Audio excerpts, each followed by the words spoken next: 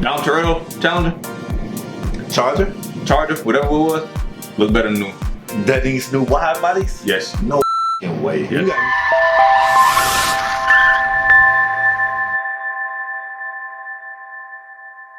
Alright, what's up y'all? It's Cam from Two Brothers Auto. Spade, what's good? So, back with another video today. Today we're going to be talking about our background in cars and how we kind of got into them. A lot more into the nitty gritty of both of our upbringings and how we got into them. For sure. I think anytime you talk about a person and their love for cars, the first place you have to start is where they're from, because that changes everything. I got a homie, I'm gonna shout you out, Cross. I got a homie from up in Ass Scratch, North Dakota. And the man was telling me, like, I literally never seen a Porsche in real life. Nobody around here has a Porsche. And I'm like, God, that's crazy. So I think I want to start there. Quick story for me. I was born in Atlanta, Georgia. My dad was in the Army. We quickly left Atlanta. We went to Killeen, Texas. My dad went to Korea. My family moved back to Georgia, but we moved to Griffin, Georgia, because that's where my dad's family was. And back then, maybe it's still the same way, but if like once a couple got married, it was almost like the responsibility of the husband's family to kind of be the assistance that might be needed. So my dad was in Korea, we was in Griffin, Georgia, and I just stayed there, you know, until I was an adult. So the car scene in Griffin is a small town in Georgia. We got a lot of athletes from there that's made it big and went on to do great things. But other than that, the scene of people who had nice cars, the cars that I looked up to, was mostly D-boys, you know? And a lot of people would buy cheaper cars that they could afford and then put money in it to make it theirs. So I saw Impalas and Cutlass Supremes and Buick Regals and, you know what I'm saying, you name it. Later on in life, Box Chevys. And so that really influenced me, you know, at a very young age. And even the music I listened to. I listened to, you know, a lot of rap growing up. So in the era that I was growing up, I got a chance to even like visit the West Coast. Not literally, but growing up listening to Easy-E or Ice Cube and seeing the whole lowrider scene with Impalas and Dr. Dre and that whole thing. So that really had a big impact early on for how I started off in cars. Yeah, for me, it was, so I'm from Alabama, Birmingham, Alabama, particularly Hoover. That's where I grew up. My background in cars kind of really started with my dad. My dad is, he was always into cars. His dad was a mechanic. My mom's dad was a mechanic. So my granddads on both sides were both mechanics. Like I literally, it was kind of unfortunate because, you know, once I got older, my granddad on my mom's side was a little bit later in his life, so he wasn't as active. But I watched him literally take I can't remember the year, but it was an old Ford pickup truck. Did not run, did not work, nothing. He built that truck from the ground up. Like I literally watched him do it. So like he was crazy talented when it came to cars. But my dad really got me into them. That's why my dad is the reason why. Y'all know me, I'm not a big American muscle, I'm not a big American brand guy, but I got a deep love for Cadillacs because that's what I grew up on. My dad had I can't even remember all the Escalades he's had. He's had a CT, he's had the 4-door before. Like Cadillac was his brand. Eventually he moved on to pickup trucks. I don't know what happened there, but whatever. But yeah, so that's where my love started. And funny enough, like music, like Space said, but the time I grew up was a little bit different. Like when he grew up, you know, the box Chevys sitting on 24s, all that, like that was a thing. For me, I grew up when like sports cars were the thing. So like my first favorite car was a yellow Camaro, and that was because of Transformers. Like Bumblebee, that was my guy. And I loved the yellow Camaro. And then, you know, just kind of grew from there. And like y'all know, I said in another video, I first laid eyes on a Porsche when I was a young preteen, young teenager, and that was all she wrote from there. So that was kind of my upbringing with cars. Me and my dad, like me and Spade do, we used to go to car shows a lot, hit the scene, like, so that's kind of always been a part of me. And I'm mad I didn't get to pick up on a lot of the mechanic parts from my grandparents because my dad's dad passed while I was born, so I never even met him. But I got to pick up a little bit from my granddad, and I picked up some knowledge. Like my dad and my mom have both carried knowledge from both of them, so you know I picked up on some things there. But I didn't get that whole, you know, growing up with the wrench in my hand experience. But I did grow with an affinity of cars. Yeah, I gotta say the same. I like that you brought in the Transformers because the age difference here makes this story kind of funny because I grew up on Knight Rider and the Dukes of Hazzard. I didn't even know that was a Dodge Charger. I didn't know what the General Lee was. I just knew it was the fastest car in Hazard County. Come on, man. If anybody ever grew up in that area. I don't know what you're talking about. Oh my God, the General Lee was so special. So even that, like old school American muscle. My dad also, here's the thing. My dad had a 65 Mustang when he and my mom were dating.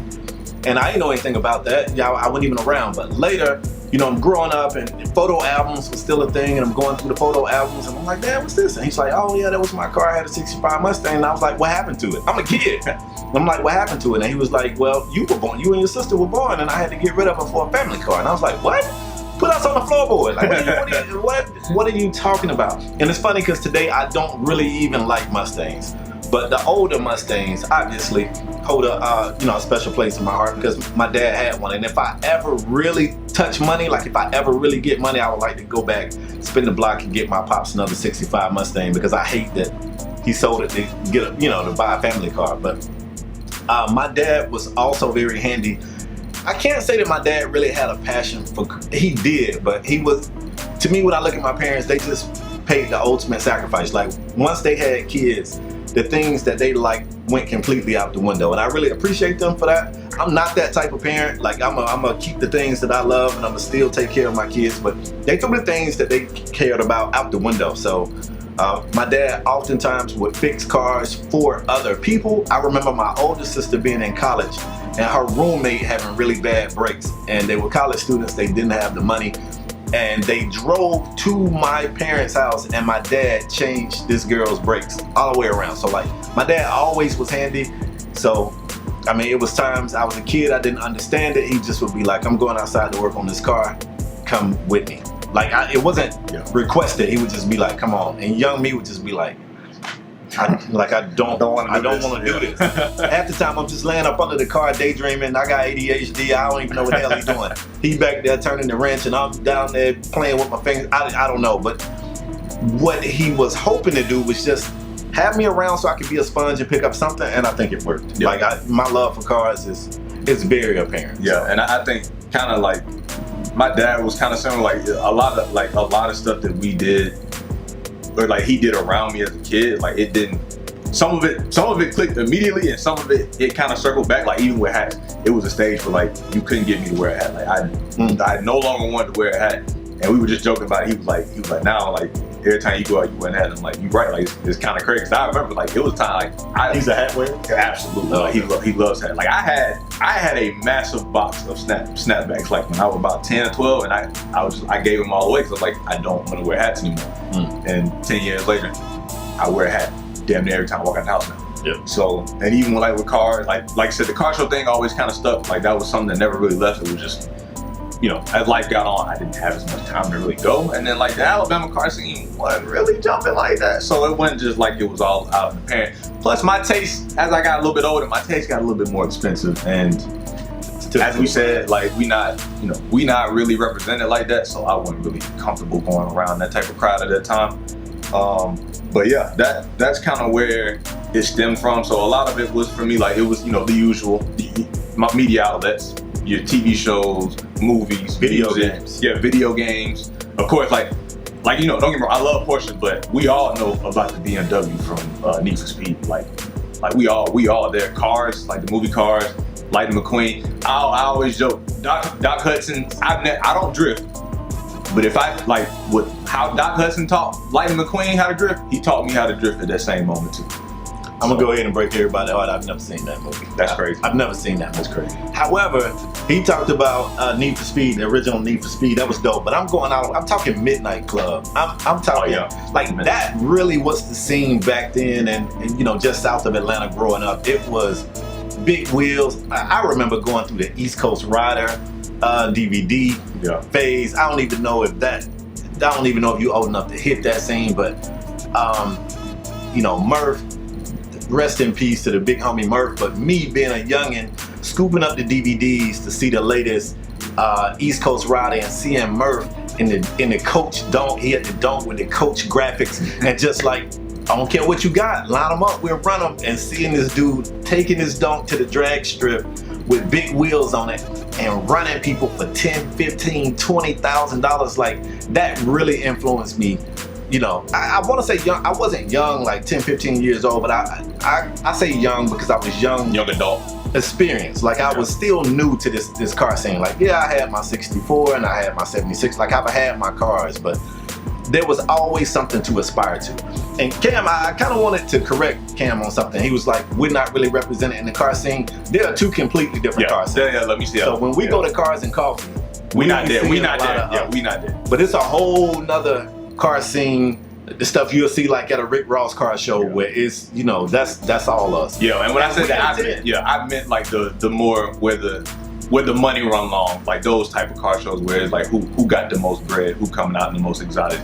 You don't see a lot of us. You don't see us in the exotics, but I'm a ride for us because even at them other car shows, you can see these dudes. They'll have a dunk worth 80 grand. Right, yeah. You know what I'm saying? Like there'll be a ton of worth, crazy ton of worth.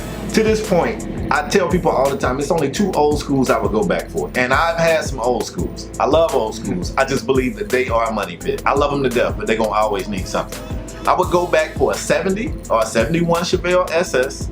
And I would go back for a 1964 Lincoln Continental. Those are the only 2 old cars I would go back for. Other than that, not even a Grand Natty.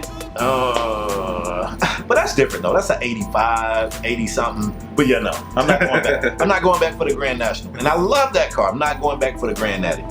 Those are the only 2 old cars I would ever go back for. But you don't like American Muscle, so what? Is any old car?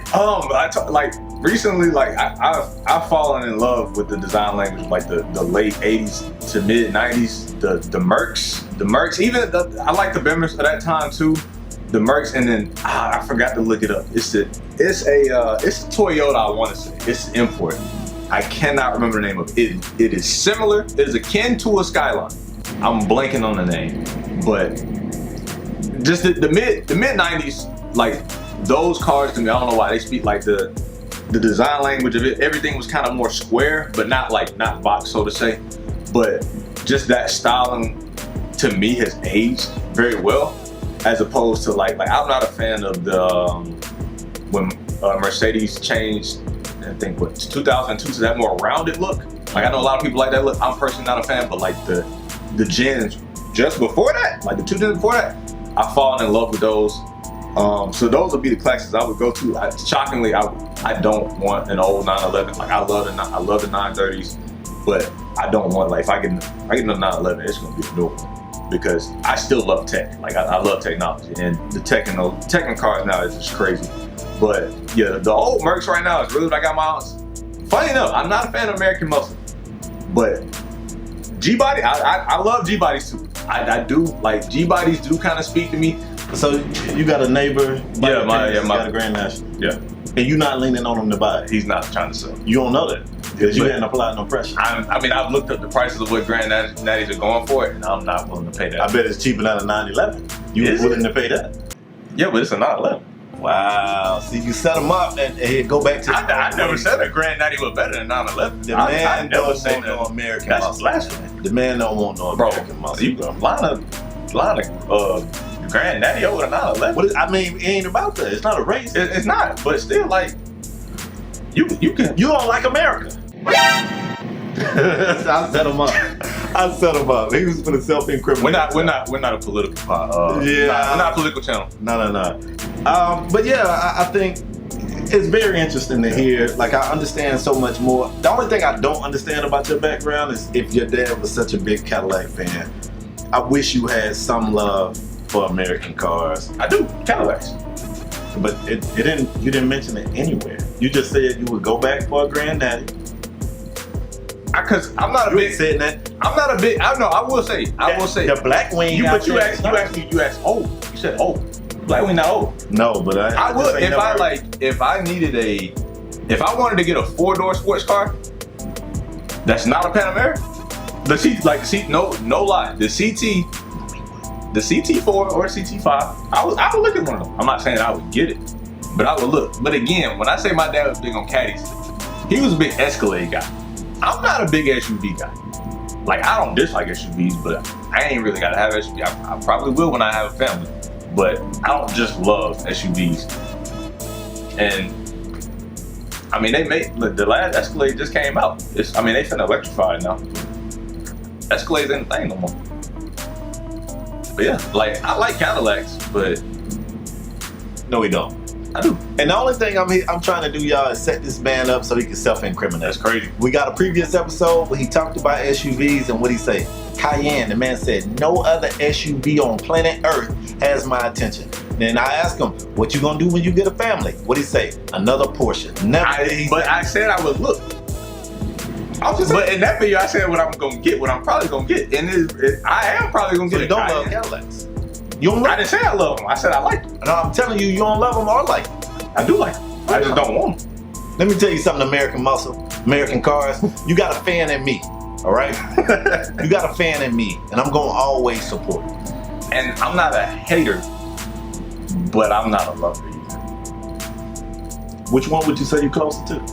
Like if haters here and lovers here, where are you? I'm probably closer to hater. Okay, all right. Look, I think hating need to come back in moderation. Wow. Proper hating. I think that's the problem. We don't hate enough anymore. We let everybody think everything cool. That's crazy. Everything ain't cool. That is crazy. Everything ain't cool. All these people, all these loud engines and these American muscles at 8, 9 in the morning, that ain't cool. Them folks gotta go to work too. Valve your exhaust. Turn it down. Turn it down. Turn it down. Don't nobody want to hear that all the time. Wow. So if somebody got a bassy voice, what they supposed to just talk like that's a voice. Like you can't control it. And you can't control the way your car sounds. You actually can. My Charlie sound like it sound. But you modded it. I didn't. You did. I can go put a different exhaust system on my car and make it. Why would you do that? Exactly. I didn't put a different exhaust system on my car. But it came loud. Yeah, exactly. But not crazy loud. It's loud, but it's not like obnoxiously loud. You know exactly what I'm talking about. I don't. All I know is Impalas. I love y'all. You know what I'm saying? Actually, I got one more hot take. Oh God.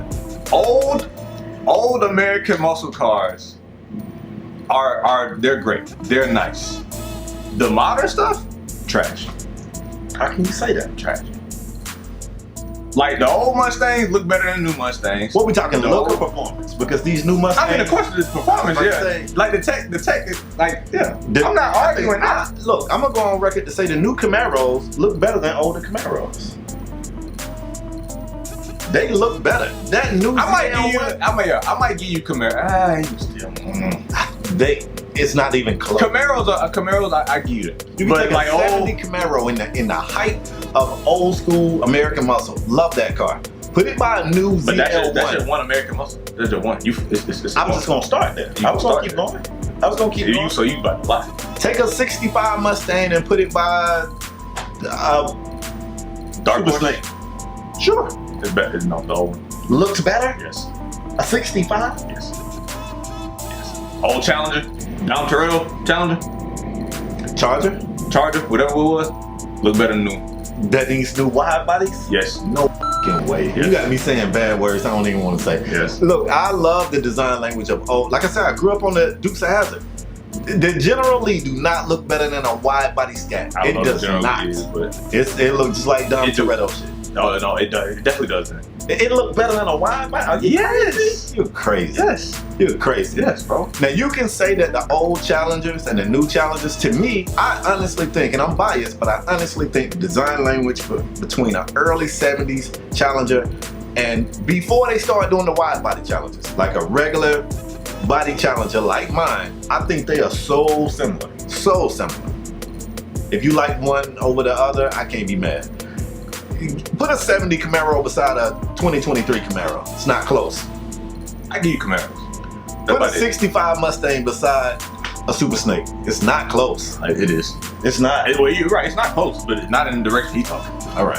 I'm sorry that American muscle just ain't it. No, don't be sorry. Don't be sorry. Hey, what Money Mike say? Don't be sorry. Be careful. It ain't it. A wise man, I think he was wise. He said, say what you want about Beamers, Porsches, beautiful cars, great cars. But when you talking for the dollar, what you can do with American muscle and put money in it and what you can make it, It is one of one. There is no, you can't compete with it. It's not beating the down. What the Bimmer boys be doing? The downpipe in the tune, bro. You can't, bro. A Bimmer can't. All they gotta do is send an email. But look, when you get a nice Beamer, and when you get your downpipe and your tune, somebody gonna get SS Camaro And get smoked. Nah, they gonna put some money in it. It's still gonna come out cheaper than the guy with that big. They gonna. What we talking? We talking like we talking M car. We talking No, M. you talking hell. You get like a B58. Come on, man. Let's get up out of here, guys. Let's get up out of here because Cam is in deep. Way out of here. We want to thank y'all for tuning in again, man. If you like these types of videos where we just sit up here and talk, let us know. If you don't like it, let us know. I can't say it's gonna stop anything, but we still want to kind of Might, yeah. we might want to hear it. But yeah, y'all, thanks for tuning in. We'll catch you on the next one. Peace.